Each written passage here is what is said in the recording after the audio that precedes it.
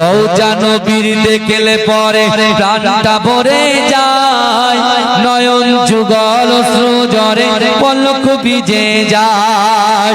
রওজা নবীর দেখলে পরে প্রাণটা ভরে যায়, নয়ন যুগল অশ্রু ঝরে পলক ভিজে যায়। মনে আমার আশা জাগে, মনে আমার আশা জাগে, দিদার যেন হয়। আমার মরণ যদি হয় সোনার মদিনায়, আমার দাফন যদি হয় সোনার মদিনায়, ওই মদিনার ধুলা বালি লাগবে আমার গায়। আমার মরণ যদি হয় সোনার মদিনায়। কত হাজি কেঁদে কেঁদে বলে দয়াময়, মওত আমার ভয় যেন নবী যে তার। কত হাজি কেঁদে কেঁদে বলে দয়াময়, মওত আমার ভয় যেন নবী যে তার। তার সুপারিশ পেলে পরে, তার সুপারিশ পেলে পরে জান্নাত নসিব হয়। আমার মরণ যদি হয় সোনার মদিনায়, আমার দাফন যদি হয় সোনার মদিনায়, ওই মদিনার ধুলা বালি লাগবে আমার গায়। আমার মরণ যদি হয় সোনার মদিনায়, সোনার মদিনায় গিয়ে চুম্ব নবীর পায়, সালাম আমি দেব গিয়ে নবীর রওজায়। সোনার মদিনায় গিয়ে চুম্ব নবীর পায়, সালাম আমি দেব গিয়ে নবীর রওজায়। নিরালায় কাঁদব ওই দিন, নিরালায় কাঁদব ওই দিন খোদার কাবায়। আমার মরণ যদি হয় সোনার মদিনায়, আমার দাফন যদি হয় সোনার মদিনায়, ওই মদিনার ধুলা বালি লাগবে আমার গায়। আমার মরণ যদি হয় সোনার মদিনায়। আল্লাহুম্মা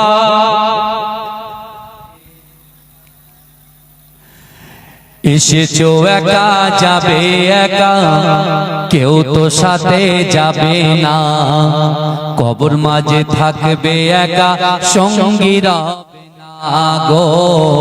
কবর মাঝে থাকবে একা, সঙ্গী রবে না।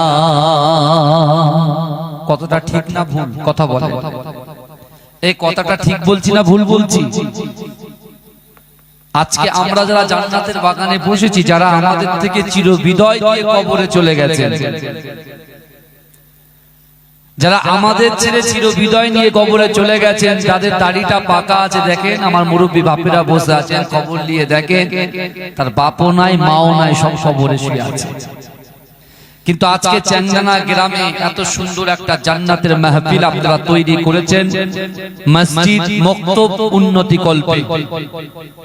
বিশ্বাস করুন আজকে দিনে এই জলসাতে আপনারা যারা আসন গ্রহণ করেছেন, উপস্থিত হয়েছেন, বিশ্বাস করুন এই গ্রামে আমার সামনে পিছনে ডান দিকে বাদিকে যত কবরবাসীরা কবরে শুয়ে আছেন, যত কবরবাসীরা কবরে শুয়ে আছে, ওই কবর ওয়ালার বাড়ির থেকে তাদের আওলাদ গুলো, নাতি পোতা গুলো, তাদের সন্তান গুলো, তাদের বাড়ির বৌমা গুলো যদি এই জান্নাতের বাগানে থাকে, পর্দার অঞ্চলে থাকে, এখান থেকে বসে ওয়ায়ুসাব্বিহুনাকা ওয়ায়ুহাম্মিদুনাকা ওয়ায়ুকাব্বিরুনাকা, যারা সুবহানাল্লাহ বলছেন, আলহামদুলিল্লাহ বলছেন, আল্লাহু আকবার বলে তাকবীর দিচ্ছেন, বিশ্বাস করুন আপনাদের এই বসার জন্য, বলার জন্য আল্লাহ পাক আপনাদের বাড়ির থেকে যারা কবরে গেছেন তাদের কবরের আযাবকে আল্লাহ মাফ করে দিচ্ছেন।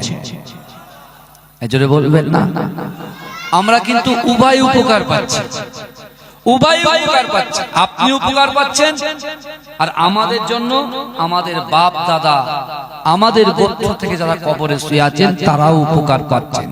যদি বলেন কেন, আমি পরে হাদিসটা আপনাদেরকে তুলে ধরবো ইনশাআল্লাহ। এসেছো একা যাবে একা, সঙ্গে কেহ যাবে না, কবর মাঝে থাকবে একা সঙ্গী রবে না গো, কবর মাঝে থাকবে একা সঙ্গী রবে না, সাথে যাবে আমল নামা আর তো কিছুই রবে না, গহীন গড়ে যেতে হবে, গহীন গড়ে যেতে হবে, ওটাই আসল ঠিকানা, কবর মাঝে থাকবে একা সঙ্গী রবে না গো, কবর মাঝে থাকবে একা সঙ্গী রবে না, কবর মাঝে আসবে রেখে তোমার সাদের চাঁদ মুখানা, আপন আপন ভাবো যাদের, আপন আপন ভাবো যাদের, কেউ তো আপন হবে না, কবর মাঝে থাকবে একা সঙ্গী রবে না গো, কবর মাঝে থাকবে একা সঙ্গী রবে না, এসেছো একা যাবে একা, কেউ তো সাথে যাবে না, কবর মাঝে থাকবে একা সঙ্গী রবে না গো, কবর মাঝে থাকবে একা সঙ্গী রবে না, করিবে সওয়াল মুনকার নাকির, জবাব যখন পারবে না, মাটি তোমার দেবে পিষে, মাটি তোমার দেবে পিষে, ছাড় যে তুমি পাবে না, কবর মাঝে থাকবে একা সঙ্গী রবে না গো, কবর মাঝে থাকবে একা সঙ্গী রবে না, এসেছো একা যাবে একা, কেউ তো সাথে যাবে না, কবর মাঝে থাকবে একা সঙ্গী রবে না গো, কবর মাঝে থাকবে একা সঙ্গী রবে না। আল্লাহুম্মা মহব্বতে উচ্চ আওয়াজে জোরে জোরে ওয়া আলা আলিহি সাল্লাল্লাহু এই কবর অন্ধকার ঘর, সাপ বিচ্ছুর ঘর, পোকামাকড়ের ঘর, আল্লাহ যেখানে বলছেন কোরআনে ওয়াজা সাকরাতুল মাউত বিল হক, মৃত্যু যন্ত্রণা সত্য, আল্লাহ কোরআনে বলছেন ইজা জা আজালুহুম লা ইস্তাখিরুনা সাআতাও ওয়া লা ইস্তাকদিমুন, মৃত্যু যখন আসবে এক সেকেন্ড লেট করা হবে না, এক সেকেন্ড দেরি করা হবে না। কোন যুবক যদি মনে করে আমার 35 বছর বয়স, এখন আমি নামাজ পড়বো না, এখন কোরআন তেলাওয়াত করব না, পিতা মাতাকে খিদমত করব না, স্ত্রীর হক আদায় করব না, সন্তানের হক আদায় করব না, যদি আজরাইল চলে আসে তাহলে কি ঠিকঠাক ইবাদত বান্দি করে দুনিয়া ছাড়তে পারবে সে? এই শুনতে পাচ্ছেন কথাটা? শুনে আমার বাবাজি ভালো করে আমার দিকে তাকান, শুনতে পাচ্ছেন? আমার বাবাজি স্লো করে দিলে আমার গলা বসে যাবে, আমার গলাটা ভারী তো, আমি দূর থেকে বলার চেষ্টা করছি, ঠিক আছে? একটু কমাও, বাস, ঠিক আছে, ভালো করে। এই অসুবিধা হচ্ছে? আলোচনা ঠিক আছে তো? এটা তাকবীর দান, নারে তাকবীর। আল্লাহ কোরআনে বলছেন ওহুয়া মাকুম আইনা মা কুনতুম, আল্লাহ বলছো বান্দা তোমরা যেখানে আমি আল্লাহ সেখানে। জোরে বলে, এজন্য বলবেন না? তাহলে রাসূলুল্লাহ বলছেন কবর পর্যন্ত কটা জিনিস যাবে? তিনটে জিনিস। কটা জিনিস যাবে?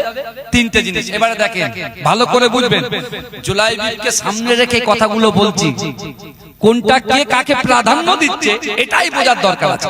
এখন আমরা বলছি আল্লাহ ভালোবাসে না, আল্লাহ মহব্বত করে না। এ যুবক, তুমি তো কোরআনই জানো না, কোরআনের পাশে যাও না, কোরআন তোমার সঙ্গে কথা বলে, কোরআন গুণাদের সঙ্গে কথা বলে, ভাইদের সঙ্গে কথা বলে, আপনি কোরআনটা খুলে দেখেন আল্লাহ তোমার কত সুন্দর করে সৃষ্টি করেছেন। এই যুবকেরা বিশ্বাস করো, সূরা ৩ খুলে আল্লাহ ৪টে কসম খেয়েছে, তাই তো নাকি? ওয়াতিন ওয়াজাইতুন ওয়া তুরি সিনিন ওয়া হাযাল বালাদিল আমিন। আল্লাহ ৪টে কসম খেয়েছে। কাদের জন্য খেয়েছে ভালো করে দেখেন, আল্লাহ কি বলছে দেখেন। আল্লাহ বলছে ওয়াতিন, আল্লাহ ডুমুরের কসম খেয়েছে, জলপাই ডুমুরের কসম খেয়েছে। ওয়াজাইতুন, আল্লাহ জাইতুন তেলের কসম খেয়েছে। এর গুণ আবার আলাদা, যে কটা বলা হচ্ছে আপনার ডুমুর বা জাইতুন তেল, এর গুণ বলতে গেলে আবার অনেক টাইম যাবে। তারপরে কি বলছেন? অতুর সিনিন, তুর পাহাড়ের কসম খেয়েছে। সিনাই পর্বত, তুর পাহাড়ের কসম আল্লাহ খেয়েছে। তারপরে কি খেয়েছে? ওয়াহাজাল বালাদিল আমিন, নিরাপদ মক্কা শহরের কসম খেয়েছে। কে খেয়েছে? আল্লাহ খেয়েছে। তাহলে ডুমুরের কসম খেয়েছে, জাইতুন তেলের কসম খেয়েছে, তারপরে তুর পাহাড়ের কসম খেয়েছে, তারপরে নিরাপদ শহর মক্কা নগরীর কসম খেয়েছে। ভাইজান, এই মক্কাতে বিশেষ করে ওই কাবা শরীফের সারাউন্ডের ভিতরে কেউ যদি নিজের বাপকে খুন করেও চলে যায়, ওখানে কিন্তু ওকে টাচ করা যাবে না। যারা মশা মারা যাবে না, তাকেও মারা যাবে না। তারপর আল্লাহ বলছেন লাকাদ খলাকনাল ইনসানা ফি আহসানি তাকওয়িম। আল্লাহ কোরআনে বলছেন যে আমি আল্লাহ মানুষকে অতি উত্তম রূপে আমি আল্লাহ সৃষ্টি করেছি। জোরে বলুন, অতি সৌন্দর্য দিয়ে আমি আল্লাহ সৃষ্টি করেছি। জোরে বলবেন না? তাহলে আল্লাহ আমাদেরকে সৌন্দর্য দিয়েছে। আমরা কে কালো, কে বেটে, কে খারাপ, কে বেঁকা, কে টেরা, কে খোড়া, কে কানা, ওসব নয়। সৃষ্টিকার আল্লাহর সৃষ্টি কখনো খারাপ হতে পারে না। আল্লাহ এত ইজ্জত আমাদেরকে দিয়েছে। আবার আল্লাহ কোরআনে বলছেন ওয়ালাকাদ কাররামনা বানি আদম। আল্লাহ বলছেন আমি বানি আদম সন্তানকে ইজ্জত দিয়েছি, সম্মান দিয়েছি। জোরে বলে বানি আদম কারা? আমরা। তাহলে একদিকে সূরা ৩-এও আল্লাহ বলছেন আমি সুন্দর রূপ দিয়ে সৃষ্টি করেছি, আর একদিকে আল্লাহ আমাদের ইজ্জতটাকে বাড়িয়ে দিয়েছেন। জোরে বলে এই ইজ্জত দেওয়ার পরে আল্লাহর রাসূল তার সাহাবাদের বলা মানে উম্মতিকে বলা যে মৃত্যুর পরে খাটিয়া করে কবর পর্যন্ত লাশটা যখন যায়, ৩টে জিনিস যায়। কি যায়? আমার ভাইজানেরা, হে নবী পাকের উম্মতিরা, হে নবী দিওয়ানারা, বিশ্ব নবী রাসূলুল্লাহ সাল্লাল্লাহু আলাইহি ওয়াসাল্লাম ওই সময় সাহাবাদেরকে বলতে লেগেছে, ও আমার সাহাবারা, মানুষ যখন মৃত্যুবরণ করে তার খাটিয়ার পিছন তার সন্তানগুলো যায়, তার ভাইগুলো যায়, তার পরিবারগুলো কাঁদতে কাঁদতে কাঁদতে কাঁদতে কবর পর্যন্ত যায়। ও আমার সাহাবারা, শোনো, মানুষ যখন ইন্তেকাল করে তার পিছন দ্বিতীয় নম্বর যে জিনিসটা যায়, সেটা গচ্ছিত সম্পদ রেখেছে, অর্থ রেখেছে, সম্পদ রেখেছে। ব্যবসা বাণিজ্য করে যা ইনকাম করেছে, যা ব্যবসা বাণিজ্য করে যত জমি খরিদ করেছে, তার অর্থ সম্পদ গুলো তার খাটিয়ার পিছন ওই কবর পর্যন্ত যায়। কিন্তু না, ওই কবরে যখন নামানো হয়, মিনহা খালাকনাকুম ওয়া ফিহা নুঈদুকুম ওয়া মিনহা নুখরিজুকুম, তারাতান খুরা বলে ৩ মুঠো মাটি যখন তার বুকে চাপা দেওয়া হয়ে যায়, ওই সময় তার সন্তান, তার ভাই, তার আত্মীয় পরিজন সকলে কবর ছেড়ে বেরিয়ে যায়। ও মা সাহাবারা, শোনো, ওই কবর ছেড়ে ৪০ কদম দূরে যখন তার সন্তানটা, তার ভাই, তার বন্ধু, তার বাড়ির গোত্রের লোকেরা যখন ওই কবর ছেড়ে ৪০ কদম দূরে চলে যায়, ওই কবরওয়ালা তাদের পায়ের আওয়াজ শুনে বুঝতে পারে যে আমার সোনা মানিকটা যাচ্ছে। ও যুবকেরা, যে সন্তানের জন্য আপনি ইনকাম করেছেন, অর্থ খরচা করেছেন, সম্পত্তি ক্রয় করেছেন, যে সন্তানের জন্য আপনি সময় দিয়েছেন ২৪ ঘন্টা, কিন্তু না, আপনার কবরে শুইয়ে দিয়ে অন্ধকার ঘর, সাপ বিচ্ছুর ঘর, পোকামাকড়ের ঘরে আপনার সন্তানকে ফেলে রেখে, আপনাকে ফেলে রেখে আপনার সন্তান কবর ছেড়ে চলে আসবে। যে সম্পত্তিগুলো গচ্ছিত করেছেন, ওই সম্পত্তিগুলো আপনার কবর ছেড়ে চলে আসবে। ও যুবকেরা বিশ্বাস করেন, আল্লাহ রাসূল সাহাবাদেরকে বলেছিলেন, ও আমার সাহাবারা, দুনিয়ার জমিনে যারা ইবাদত বندگی করবে, হুকুকুল্লাহ আল্লাহর হক, হুকুকুল ইবাদ বান্দার হক পুঙ্খানুপুঙ্খভাবে আদায় করবে। যারা কবরে আমল নিয়ে যাবে, ওই আমলটুকু যখন তোমার ভাই বোন কাজে লাগবে না, সন্তান কাজে আসবে না, বন্ধু বান্ধবী কাজে আসবে না, অর্থ সম্পদ কাজে আসবে না, আমি রাসূলুল্লাহ জানিয়ে দিলাম, যার আমল থাকবে ওই আমলটা তার জন্য ঢাল স্বরূপ দাঁড়িয়ে যাবে। এজন্য বলবেন না সুবহানাল্লাহ। ওই আমলটাই তার জন্য কি হবে? কাজে আসবে। যে আমলদার হবে, আমি রাসূলুল্লাহ তার সঙ্গে গিয়ে আগে সাক্ষাৎ করব। যদি বলেন, এজন্য বলবেন না, চিৎকার দিয়ে হবে না সুবহানাল্লাহ। তাহলে আল্লাহর রাসূল বলছেন যে আমল নিয়ে ঈমান নিয়ে কবরে যাবে, অবশ্যই আপনার সন্তান আপনার খোঁজ নিতে আসবে না, আপনার ব্যবসা অর্থ সম্পত্তি আপনার কোথায় থাকবে তার ঠিক ঠিকানা নেই, কিন্তু মদিনাওয়ালার মুহাব্বত করনেওয়ালা ব্যক্তি কবরে থাকবে, রাসূল দেখা করতে আসবে। জোরে বলেন, এজন্য বলবেন না। কিন্তু জুলাইবিবকে আল্লাহ রাসূল বলছেন বিবাহ আমি দেব। বুঝতে যাচ্ছে কথা? বিবাহ আমি দেব। আল্লাহ রাসূল বলছে জুলাইবিব যাও, মদিনায় আমার একজন আনসারী সাহাবা, ধনী ব্যক্তি, আল্লাহ তাকে প্রচুর অর্থ সম্পত্তি দিয়েছে, তার একমাত্র বেটি, একমাত্র কন্যা, যাও তুমি গিয়ে বলবে আল্লাহর রাসূল আমাকে পাঠিয়েছে, আপনার মেয়ের সঙ্গে আপনি আমাকে বিবাহ দেবেন। এই শুনছেন, আপনার মেয়ের সঙ্গে বিবাহ দেবেন। ঘটককে বিশ্বনবী রাসূলুল্লাহ। এই বুঝতে পারছেন, মিডিলে আল্লাহর রাসূল, তিনি তার জন্য আল্লাহ রাসূল বলছে যে সম্বন্ধ বিষয়টা বলবে যে রাসূলুল্লাহ বলেছে তোমার মেয়ের সঙ্গে আমাকে বিবাহ দিতে। এই শুনছেন, জুলাইবি ভয় করছে যে একে তো আমার কিছু নাই, না আছে অর্থ, না আছে সম্পদ, না আছে দেখতে, না আছে ড্রেস, না আছে কিছু, কিছুই নেই, ভালো করে জুতো পরা জুতো কিচ্ছু নেই, কিন্তু আল্লাহর রাসূল যে বলেছে, এখন তো রাসূলুল্লাহর হুকুম তো পালন করতেই হবে নাকি? কথা বলে না? তা জুলাইবি আস্তে আস্তে যাচ্ছেন, এক পা এগোই তো দু পা পিছু। বুঝতে পেরেছেন? এক পা এগোই দু পা পিছু, এক পা এগোই দু পা পিছু। এরা করতে করতে বিশ্বনবী মুস্তাফা সাল্লাল্লাহু আলাইহি ওয়াসাল্লাম তিনি যখন বললেন জুলাইবি যাও না, জুলাইবি চলে গেলেন, গিয়ে চুপচাপ দাঁড়িয়ে আছে। বুঝতে পেরেছেন? দরজার সামনে দাঁড়িয়ে আছেন, সাহসে কুলাচ্ছে না, সাহসে কুলাচ্ছে না, কি হবে? তারপরে গিয়ে ঘরের দরজায় গিয়ে আস্তে আস্তে আস্তে আস্তে ঠুকছেন। বুঝতে পেরেছেন? নক করছেন। দরজা যেই খুলেছে, জুলাইবি সব যেন ভুলে গেছে, কিন্তু বলছে না, বিশ্বনবী যে পাঠিয়েছে। বলছে কি ব্যাপার জুলাইবি, তুমি এখানে? এই শুনছেন আপনারা?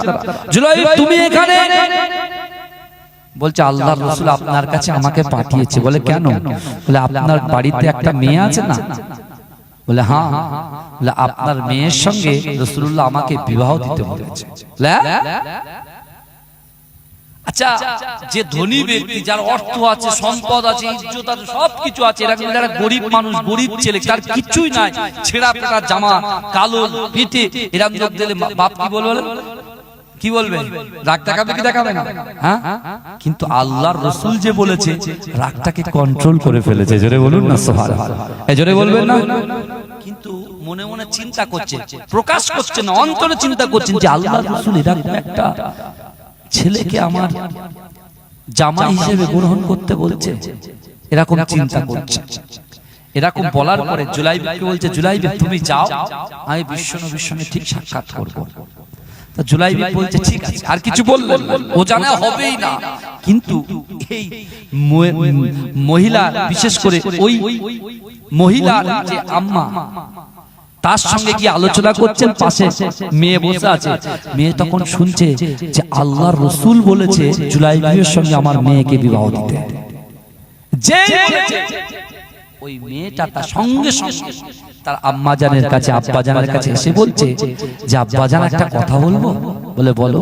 বলে আমার কলিজার ভিতরে, আমার দিলের ভিতরে রাসূলুল্লাহর মহব্বত ছাড়া আর কিছু পাবে না। আমার জীবনে আমি বিশ্ব নবীকে মহব্বত করি, অর্থাৎ রাসূল চেয়েছেন যে আমার সঙ্গে জুলাইবিবের বিবাহ হবে, তাহলে আমি কিন্তু রাসূলুল্লাহর এই প্রস্তাবটাকে আমি নিজে মঞ্জুর করে দিলাম। এজন্য বলবেন না বিয়ে শাদীর ব্যাপার সারা জীবন একটা মেয়ে একটা ছেলে পাশাপাশি থাকবে, 30 বছর 40 বছর 50 বছর 60 বছর। ভালো করে বুঝেন, রাসূলুল্লাহর মহব্বতে ওই নারী বলছে যে আমি কিন্তু বিবাহ করতে রাজি। তখন জুলাইবিবের বিশেষ করে চার কন্যা সেই সাহাবা তখন বলছেন, স্বামী স্ত্রী আলোচনা করছেন যে আমার মেয়ে যদি রাজি হয় তাহলে তার কিছু করার নেই, এখানে তো আমি আর কিছু বলতে পারবো। কিন্তু আমার ভাইজানেরা, হে নবী পাকের উম্মত উম্মতিরা, বিশ্ব নবী রাসূলুল্লাহ সাল্লাল্লাহু আলাইহি ওয়াসাল্লামের ওই মুহাব্বতে সাহাবা ছুটে ছুটে ছুটে ছুটে মদিনার মসজিদে নববী শরীফে হাজির হয়ে গেছে। হে যুবকেরা, হে নবী পাকের উম্মত উম্মতিরা, আল্লাহ রাসূলের মুহাব্বতে সাহাবা হযরত জুলাইবি মনটা খারাপ করে সাইডে একটা জায়গায় বসে আছে। কিন্তু না না না, ওই কন্যার পিতা আল্লাহ রাসূলের সাহাবা আল্লাহ রাসূলের কাছে আল্লাহ রাসূলের হাতটা ধরে অঝর নয়নে চচ্চর চচ্চর করে কাঁদতে কাঁদতে আল্লাহ রাসূলকে বললেন, ইয়া রাসূলুল্লাহ হাবিবাল্লাহ, আপনি আমাকে ক্ষমা করে দেন।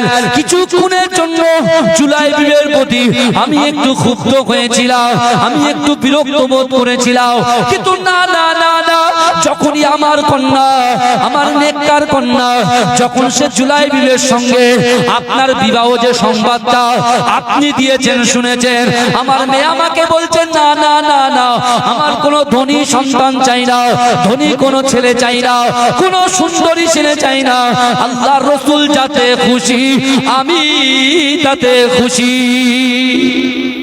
যদি বলুন না, বলি ইয়া রাসূলুল্লাহ আপনি প্রস্তুতি শুরু করে দেন, জুলাইবিবের সঙ্গে আমার সুন্দরী মেয়ে, মদিনা শরীফে আমার মতো সুন্দরী মেয়ে একটাও নাই, ওই জুলাইবিবের সঙ্গে আমি বিয়ে দিতে প্রস্তুত। চলে বলে আল্লাহ রাসূল সাল্লাল্লাহু আলাইহি ওয়াসাল্লাম মুচকে হাসি দিয়ে বিশ্ব নবী রাসূলুল্লাহ সাল্লাল্লাহু আলাইহি ওয়াসাল্লাম আস্তে আস্তে জুলাইবিবের কাছে গিয়ে বলছেন, বাবা জুলাইবি, যাও যাও যাও বাবা, তুমি খুশি হয়ে যাও, তুমি রাজি হয়ে যাও।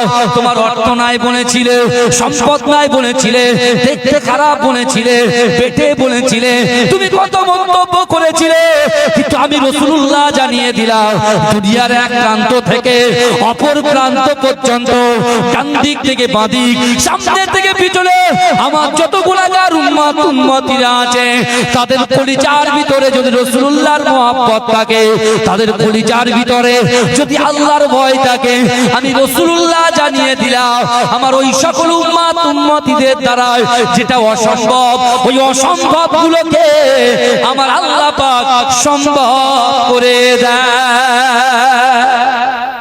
জোরে বলুন না সুবহানাল্লাহ। আরে জোরে হবে না, নার দেখবে। আল্লাহ রাসূল বলতে, যাও আমার সে আনসারী সাহাবা, তার যে সুন্দরী নারীর সঙ্গে তোমার বিবাহের প্রস্তাবটা দিয়েছিলাম সে মঞ্জুর করে নিয়েছে। জুলাইবির খুশিতে বাগে বাগ হয়ে গেছে। যদি বলে এই আল্লাহর রাসূল উসমান গনির কাছে পাঠিয়েছে, যাও জুলাইবিকে কিছু দান করো, কিছু দিয়ে দাও, তার বিয়ের জন্য সে প্রস্তুতি নিক। জোরে বলবেন না। ও আমার সোনা মানিকেরা, হে যুবকেরা, একটু ভালো করে বোঝার চেষ্টা করে। বর্তমান সময়ে ইউপিতে একটা ঘটনা ঘটেছে, যা ঘটনা ঘটেছে ওই এত ভাইরাল হয়েছে সারা বিশ্বের জমিনে। যত মুসলমানের ঘরের ছেলেরা আছে, যাদের কলিজার ভিতরে আল্লাহর ভয় আছে, যাদের কলিজার ভিতরে কিঞ্চিত পরিমাণে রাসূলুল্লাহর মহব্বত আছে, তারা যখন এই ঘটনাটা যখন শুনেছে, তারা আর কেউ থাকতে পারলেন না। সকলে রাস্তায় বেরিয়ে এক বাক্যে সকলে বলতে শুরু করেছে, আই লাভ মুহাম্মদ মুস্তাফা সাল্লাল্লাহু আলাইহি ওয়াসাল্লাম। সবাই বলছে কি বলছে, কথা বলে না। হ্যাঁ, কানপুরে ঘটনা ঘটেছে আর সেই ঘটনা চলে এসেছে দেওয়াঙ্গা। কানপুরে ঘটনা ঘটেছে, সেই হাওয়া চলে এসেছে খড়িবাড়ি। কানপুরে ঘটনা ঘটেছে, সেই হাওয়া চলে এসেছে কোথায়? চ্যাংড়ানায়। কানপুরে ঘটনা ঘটেছে এক জায়গায়, একটা জায়গায় ঘটনা ঘটেছে অল ওভার কান্ট্রিতে যত মুসলমান আছে তাদের কলিজায় আঘাত লেগেছে। কারণ একদিকে ওয়াকাফ নিয়ে তার টাকা চলছেই চলছে, তার উপরে যে রাসূল আমাদের ঈমান, যে রাসূল আমাদের বিশ্বাস, যে রাসূল আমাদের আকীদা, সেই রাসূলুল্লাহর সামনে বিয়াদবি করেছে। এই বুঝতে পারছেন? সেই রাসূলুল্লাহর সামনে বিয়াদবি করেছে। কিন্তু এই যুবকেরা, আমরা তো ফেস্টুন টাঙিয়েছি, আমরা তো মুখ দিয়ে শুধু বলছি আই লাভ মুহাম্মদ মুস্তাফা সাল্লাল্লাহু আলাইহি ওয়াসাল্লাম। আর আজকে জুলাইবিব থেকে শিক্ষা নাও, যে জুলাইবিবের বিবাহ হয়ে গেল, এবার বাসর রাতে ঢুকবে, এমন তো অবস্থায় হাইয়া আলাল জিহাদ, হাইয়া আলাল জিহাদ, যে বিশ্ব নবী রাসূলুল্লাহ যুদ্ধ করতে যাবে, কে আছো চলে এসো। সর্বপ্রথমে জুলাইবিব তার স্ত্রীকে বলছো, আমার স্ত্রী রে, আমি আর থাকতে পারবো না তোমার কাছে, আজকে সোয়াগত আমি করতে পারবো না, কারণ আমার কলিজার ভিতরে, আমার জীবনের থেকে, তোমার থেকে আমার রাসূলুল্লাহর প্রাধান্যটা আমার অন্তরে বেশি। জোরে বলবো, আমার রাসূল একা যুদ্ধে যাবে, আমি সহ্য করব না, তুমি আমাকে বিদায় দাও, তুমি আমাকে বিদায় দাও। এই যুবকেরা চিন্তা করো, আপনি চিন্তা করুন, নতুন বিবাহ হয়েছে, সবেমাত্র বিবাহ হয়েছে, জীবনে স্বামী স্ত্রী এক জায়গায় থাকবে, প্রথম রাত আল্লাহর রাসূলের শান মান ইজ্জত দিয়ে যখনই ঘোষণা এসেছে জিহাদে যাবে, জুলাইবিব আগে প্রস্তুত। জুলাইবিব স্ত্রীকে বলছো, আমার স্ত্রীকে বিশ্বাস করো, রাসূল হচ্ছেন আমার ঈমান, আমি থাকতে পারবো না, আমি যুদ্ধ থেকে ফিরে আসি, এরকম অনেক সময় তোমার সঙ্গে আমি কাটাবো, কিন্তু এখন তুমি আমাকে আল্লাহর রাস্তায় বিদায় দাও। যদি তোমার সাথে সাক্ষাৎ না হয়, আমার আল্লাহ অবশ্যই জান্নাতের ভিতরে তোমার সাথে আমাদের রাত কাটানোর ক্ষমতা আল্লাহ দেবে। জোরে বলে, জোরে বলা যাবে না। মহাব্বত কাকে বলে? দেখে মহাব্বত কাকে বলে? মুখে তো মহাব্বত হয় না, কলিজায় মহাব্বত। আর আল্লাহ বলছেন, আহাসিবান নাস ওয়া ইয়াতরাকু আইয়াকুলু আমান্না ওয়া হুম লা ইফতানুন। আল্লাহ বলছো, বান্দা তোমরা যারা ঈমান এনেছো, তোমরা কি মনে করো আমি আল্লাহ তোমাদেরকে ছেড়ে দেব? ওয়া হুম লা ইফতানুন, আমি আল্লাহ কি তোমাদের পরীক্ষা করব না? আমার ভাইজানেরা, হে নবী পাকের উম্মত উম্মতিরা, বিশ্ব নবী রাসূলুল্লাহ সাল্লাল্লাহু আলাইহি ওয়াসাল্লামের সাহাবারা যখন জিহাদের ঘোষণা দিলেন, ওই সময় জুলাইবিব যখন স্ত্রীর কাছে পারমিশন নিলেন, স্ত্রীও তো তিনিও তার স্বামীর থেকে, তার জীবনের থেকে রাসূলুল্লাহকে সব থেকে বেশি মহব্বত করে। দুজনারই তো ভালোবাসা কার জন্য? রাসূলুল্লাহর জন্য। স্ত্রীও রাজি হয়ে গেছে। জোরে বলবেন না? এই স্বামী স্ত্রী উভয় রাজি হয়ে গেছে। জোরে বলে, এই মোবাইলটা দাও দাও দাও আমার বাবাজি, ভালো করে বলে, স্ত্রীও রাজি হয়ে গেছে। যান, এবারে জুলাইবিব ঘর থেকে বাইরে বার হচ্ছে।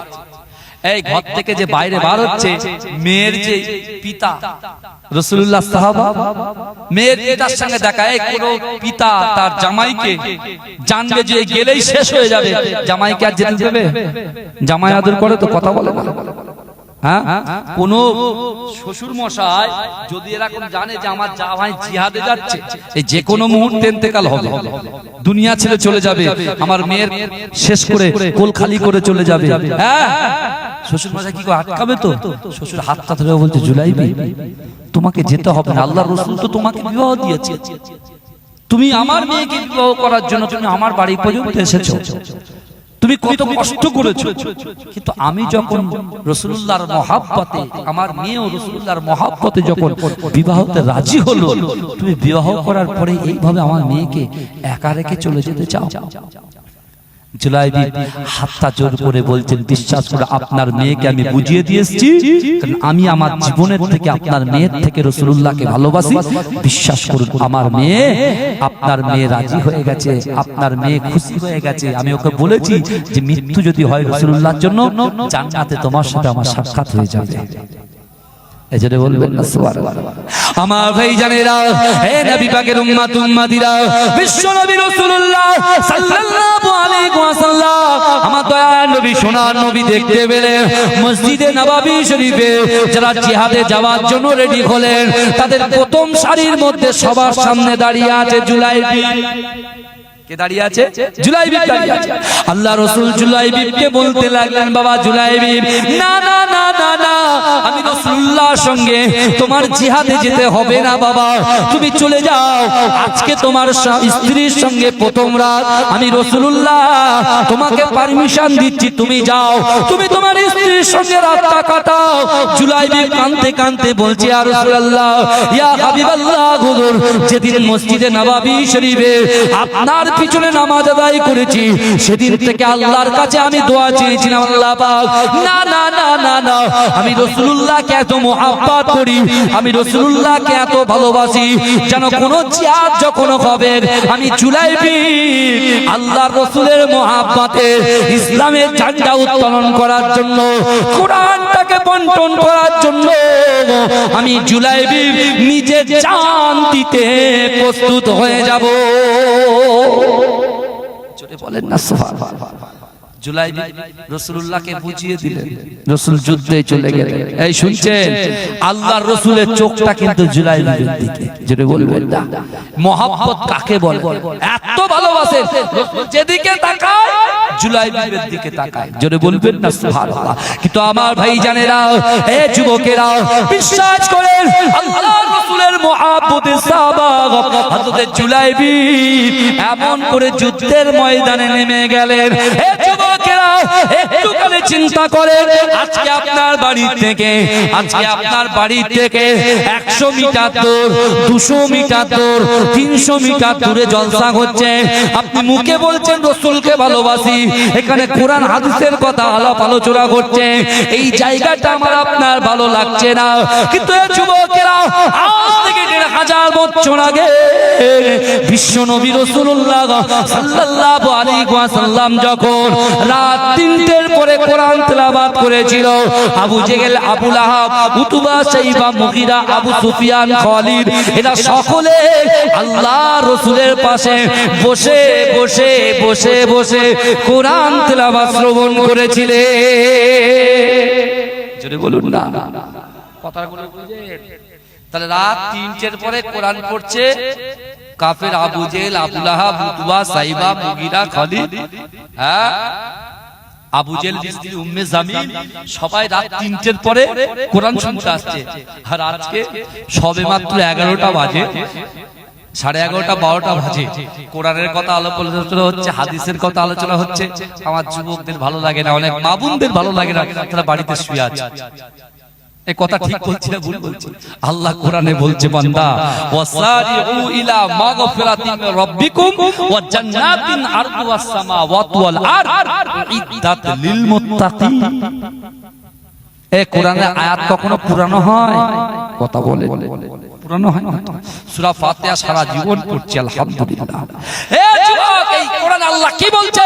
ওয়াসারিউ ইলা মাগফিরাতিন মির রাব্বিকুম, তোমরা অতি দ্রুত অগ্রসর হও আমি আল্লাহ আমার ক্ষমার দিকে। আল্লাহ আমাদের প্রতিযোগিতা করে। আমরা এখন বর্তমান কি প্রতিযোগিতা করছি? ছোট ভাই 1 তালা করেছে, আমি বড় ভাই 2 তালা করব। বড় ভাই 3 তালা করেছে, ও বলে আমি 4 তালা করব।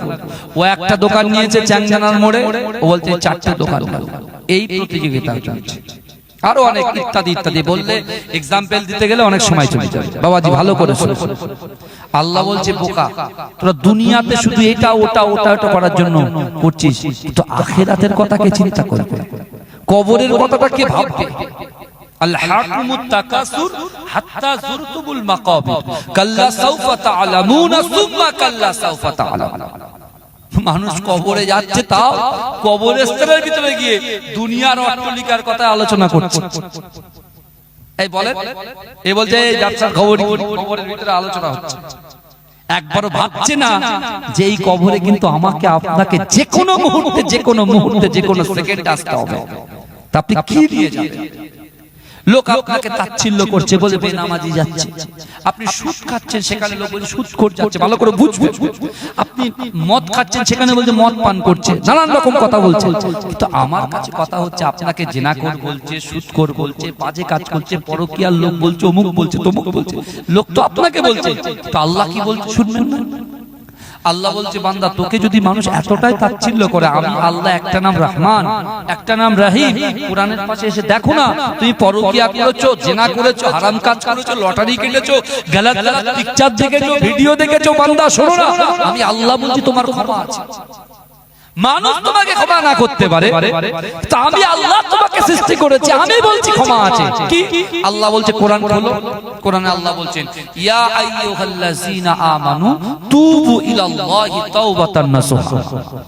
আল্লাহ বলছেন, হে আমার বিশ্বাসী ইমানদার বান্দারা, তুবু ইলাল্লাহি তাওবাতান নাসুহা, তোমরা তওবার মতো তওবা করো, আমি আল্লাহ তোমাদের পিছনে সগীরা কবিরা, ছোট বড় যত গুনাহ করেছো আমি আল্লাহ maaf করে দেব। জোরে বলে কি তওবাটা কেমন হতে হবে? তওবার মতো হতে হবে। আজকে ইচ্ছা হলো জেনা ছাড়লাম, আবার এক সপ্তাহ পরে নেশা লাগলো, আবার চালিয়ে দিলাম, ও চলবে না। আল্লাহ ওই জন্য কোরআনে বলছেন, ইন্নাল্লাহা লা ইগাইয়িরু মা বিকওমিন হাত্তা ইগাইয়িরু মা বিআনফুসিহিম। আল্লাহ বলছো, বান্দা যে জাত যে কওম নিজে পরিবর্তন হবার চেষ্টা করে না, ওই জাতি ওই কওমকে কখনোর জন্য পরিবর্তন ঘটায় না। এই শুনছেন আপনারা? শুনছেন আপনারা? আগে নিজেদেরকে পরিবর্তন হতে হবে। এই বিশ্বনবী রাসূলুল্লাহ সাল্লাল্লাহু আলাইহি ওয়াসাল্লামের দরবারে একজন ইহুদি মুরব্বি এসেছেন। কে এসেছেন? একজন ইহুদি। সে এসে রাসূলুল্লাহর দরবারে এসে, রাসূল সবে সবে মক্কা ছেড়ে মদিনায় এসেছে, আর সে এসে বলছে, মুহাম্মদকে মুহাম্মদকে মুহাম্মদকে। ভাই আমরা যখন মুহাম্মদ বলি কি বলি বলেন? সাল্লাল্লাহু আলাইহি ওয়াসাল্লাম বলি, তাই না? তা শেষ যখন এরকম বলছে, আল্লাহর রাসূলের গরম সাহাবা, একটা নরম সাহাবা যার নাম হযরত আবু বকর সিদ্দিক রাদিয়াল্লাহু তাআলা আনহু, আর একটা গরম সাহাবা যার নাম বলেন কে? হযরত ওমর ফারুক রাদিয়াল্লাহু তাআলা আনহু। বুঝতে পেরেছেন? একটা নরম একটা গরম।